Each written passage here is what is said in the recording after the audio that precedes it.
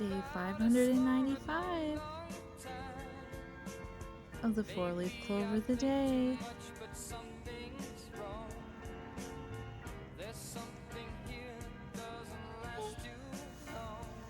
See you tomorrow.